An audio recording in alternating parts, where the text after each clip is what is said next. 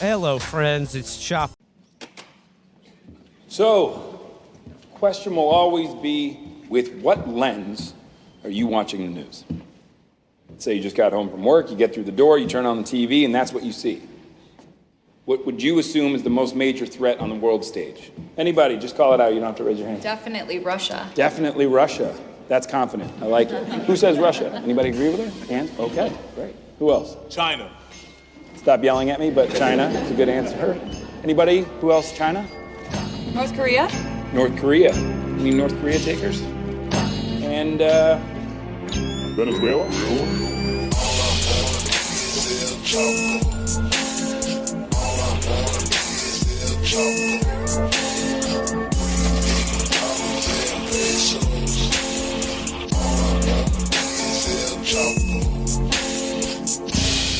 All right, we're in.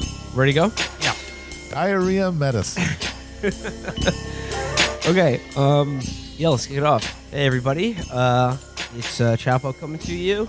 It's me, Will, with Matt, Felix, and Virgil. And for today's episode, we're going to do a little television rundown for you that I think fits very well with both our previous episode that was about both the military coup going on in Bolivia and CIA agent Pete Buttigieg, because this is a show that really unites both of those two themes. And now, you know, when I saw the preview for this a couple months ago, I knew we would eventually have to do an episode on this. I was speaking, of course, about Jack Ryan, Season 2, the Amazon television program based on the works of Tom Clancy, starring Office Jim as CIA agent Jack Ryan. For the purposes of this analysis, I will only be referring to characters on this show by their names from. I will, for the purposes of this For the purpose Go to of this, joe3030.com.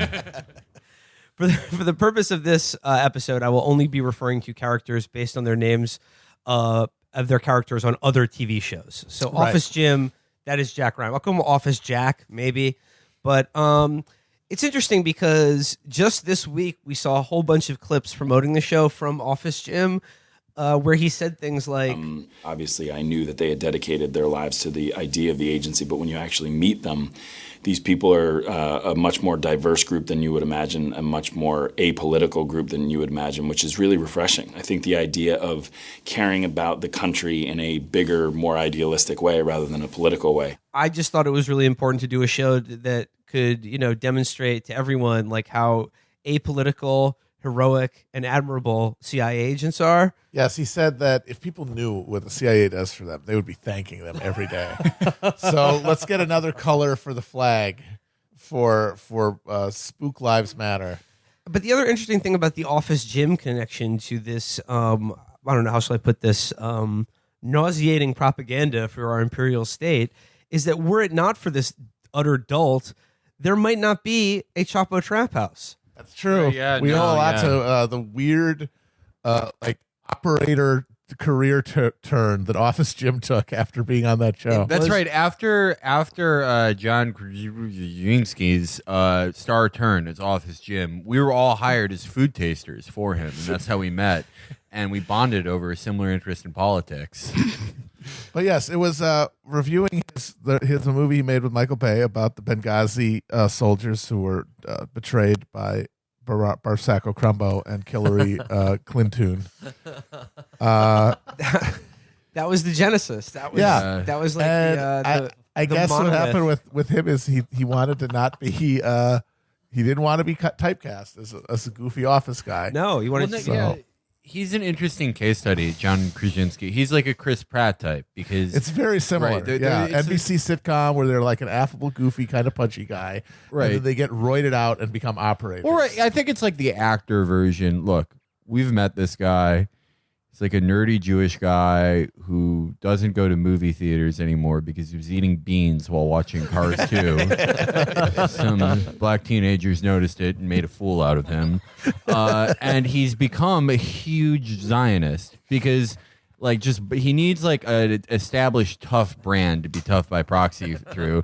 And in his imagination, like if he was a cool IDF guy, he could eat as many beans as he want. No one would laugh at him. This is the Hollywood version of that because like these guys were. I mean, Virgil, you're a fellow scholar of Imager. As I am. yeah. These guys starred in most Imager memes. Like, if there was a meme that was like, I just found out that the boss who I fixed CSS for does not even know Python. And then it'd be like, Jim or Chris Pratt making a face. I just found out the nerdy busty girl down the hallway wants to do a Vampire Hunter D cosplay with me for Halloween. And it'd be like Chris Pratt doing the soy face. But both those guys have committed for the rest of their lives playing war criminals that Donald Trump will pardon. Now, like I said, the Office Jim Michael Bay Benghazi movie was like the monolith that me, Matt, and Felix congregated around and touched it, and then from that came the Chapo Space Odyssey, and all of humanity really. Yeah. So, I guess like the other interesting thing about this experiment here is that we have obviously I cannot commit to watching all of this TV show. So we have divided it up in such a way that we're going to do basically like a game of like a relay to describe to you like a good chunk of what actually happens on Jack Ryan season 2, the Venezuelan stratagem. So when the ads for this TV show came out, my jaw was on the ground. In nuclear Venezuela, you will not hear about in the news because we'll already be dead. Because obviously Jack Ryan season 1, it was like if it basically like this show is like if the Decker TV series had a budget and like slightly more intelligent writing, but the exact same point of view. Like that's what this show would be. I just did a little cursory research on it. Season 1 was about a Muslimic style terrorist named Suleiman who wanted to unite Hezbollah and Al Qaeda to do dirty bomb attacks in America. And like Jack Ryan was just like a nerdy analyst who like goes into the ops. He goes into the field and he has a big success by stopping. I'm stopping your terrorist attack, Suleiman.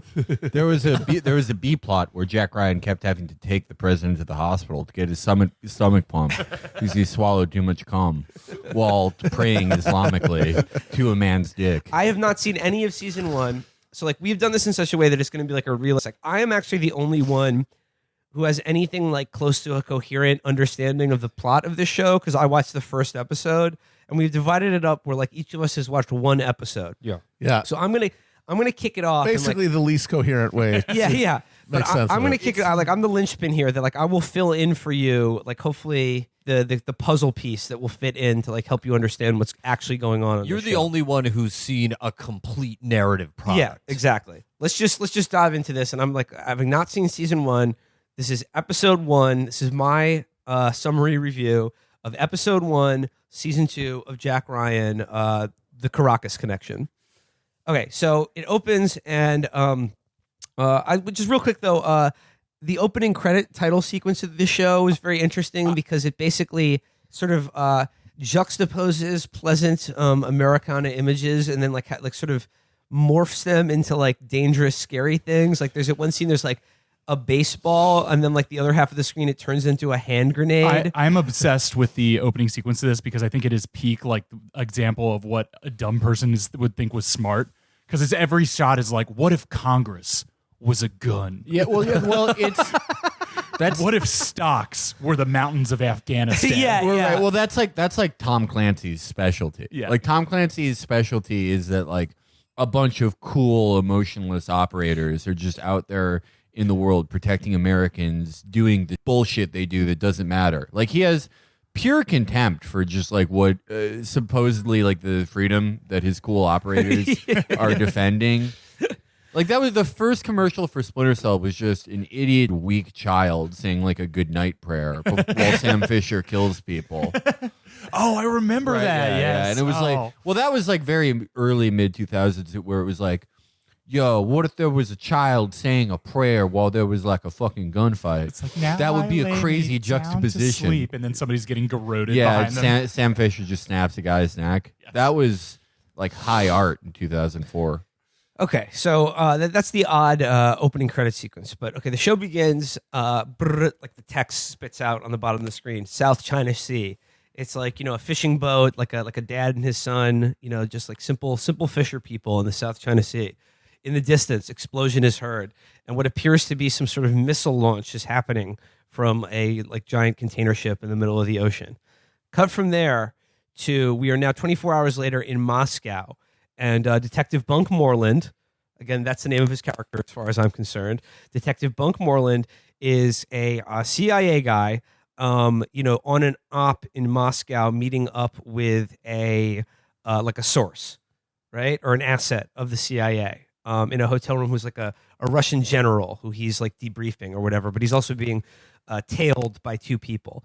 And this is like the first thing I noticed about the show is that I don't think the CIA would use a black guy to do field ops in Moscow, which is probably the most conspicuous thing imaginable. No, that's how you get under the radar, by doing something that's so obvious that no one would do it. See? Okay. Fair enough. So he meets with a Russian general to ask him about the missile launch, which apparently was not a missile launch, but in fact like a rocket that has now put an unregistered satellite into geosynchronous orbit above Venezuela.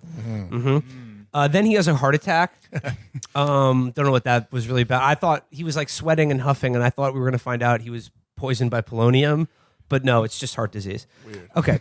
The first Russian ever to just die from a heart attack and not crashing his car directly into a fuel tanker or swallowing nails. He got a medal for it. So there's an unregistered rocket launch that put a satellite into orbit over Venezuela, and also there's the implication that Russia is moving something like super missiles into Venezuela. Shit. Okay. Oh, not super missiles. I hate it. No, dude. It's like a regular missile, I can maybe deal with that. A super missile, well, day's ruined. Great. Son's crying. Thank you. Okay. Cut from Moscow to Office Jack. He is, at the front of a big, like a lecture auditorium, and he's giving a whole auditorium full of students a PowerPoint lecture that is, in my opinion, easily the funniest thing that happened on this show. So he has this big PowerPoint presentation where he shows them like a montage of news, packages about like how dangerous the world is today vis-a-vis North Korea, Russia, China, terrorism, all these threats. And he goes, okay, that's the news. What is the lens you view the news through? That is always the most important question. Then he just like asks for a show of hands. Like, hey, just shout out. What do you think is the biggest threat? And people are just like, hands go up. Russia. He goes, oh, Russia? Okay, cool. So I'm like, how about North Korea? And he's like, all right, North Korea? That's a good answer. And then he just goes on like that. And he's like sort of a cool professor. He's sort of like riffing with his students. Then he's like, okay, got some interesting answers. But I noticed none of you said Venezuela. Yeah, because they're not morons. None of you are. And then he goes on to say that the greatest threat to the world today is actually not China, Russia, or North Korea, but Venezuela. And then goes on to say it explicitly, again, not imply it, but explicitly in this lecture, that Venezuela is the greatest threat to the world today because of their richness in natural resources, whether it's oil, gold, or other mineral deposits. Then he starts talking about how there is the Venezuelan leader who has sort of ridden to power on a tide of nationalist fervor, has in 6 years cratered their economy. And now running against him is a woman who is a history professor turned activist who he says, and this is a quote, running on a social justice platform, or as Jack Ryan describes it, just not being an asshole. So there is a cool professor turned social justice warrior who is running an upstart populist political campaign against the like Hugo Chavez Maduro figure, who is this evil tyrant. Played, I believe, by Johnny Tapia from Bad Boys 2. So You're right. That's always a good sign. And then at the end of the lecture, Jack Ryan says, imagine a state, that rich in oil and gold and minerals becoming a failed state. And he's like, what's a failed state? Just think of Iraq, Syria, or Yemen. And again, he's a CIA agent, so he's just saying hey, Iraq, Syria, and Yemen. Dusts off hands comically. I wonder what happened to them. Yeah. Very unfortunate. You hate to see it Can happen. you imagine what would happen if we got involved in Venezuela the way that we did in those countries? And then like he basically just goes like, you won't hear about any of this. Like he just spits knowledge and just facts about Venezuela. Women aren't supposed to have their period. Professor, what are you talking about? They adopt an alkaline diet. They'll find that. Now General Muck walked the devils back to what we call Turkey today. Aren't you supposed to be a CIA analyst? Well, I'm trying to. If General Muck is alive in Venezuela, we need to contact him to defeat the whites. CIA Jim spits all these facts about how Venezuela is the most dangerous country in the world, and he just says all these facts. You know, you won't read about it in the papers because, like, they don't want you, like, I guess, don't want you to know how scary Venezuela is, and also, most importantly, that it's in our backyard. Okay, but basically, Jack Ryan is a cool, nice guy, is what this implies. He's like the college professor the girls have a crush on and the guys look up to and kind of want to, like, you know, admire and be like. I will also note that the dialogue on this show that isn't like about, you know, ops and like facts is incredibly, how shall I describe it, Joss Whedon-esque. Oh, yeah. And that they really try to make like, they kind of like, these CIA guys seem like just sort of like adorkable, like pop culture, like sort of, you know, doing soy banter. Soy banter. Yeah, Ooh. exactly. Turning my dead drop into socially awkward penguin. So I stabbed a human rights activist with a fucking rice and tipped dart at the end of my umbrella. So that happened. Blowing up the reporter who exposed the Panama Papers like a boss, like an epic sir. Yes, Reddit, I am no longer a virgin. We did it, Reddit. So then, like, you know, he gets some info about the satellite photos, and he's like, you know, there's a container ship that's registered through Cyprus that the Russians used to, like, move weapons, and it showed up in a port in Caracas. And he's like, okay, the Russians are secretly selling weapons to Venezuela, which is another weird thing for this show to be about, because Russia has been openly selling Venezuela weapons for, like, years. They've been now. openly selling them rockets. They're secretly selling them super rockets. Okay. We didn't agree to super rockets. So then there's a scene where him and his boss, who he's now like a legislative aide to a senator, who is David Acevedo from The Shield, who is a U.S. senator who grew up in Venezuela but then moved to Miami. Wink, wink. Read, you know, right wing landowning family.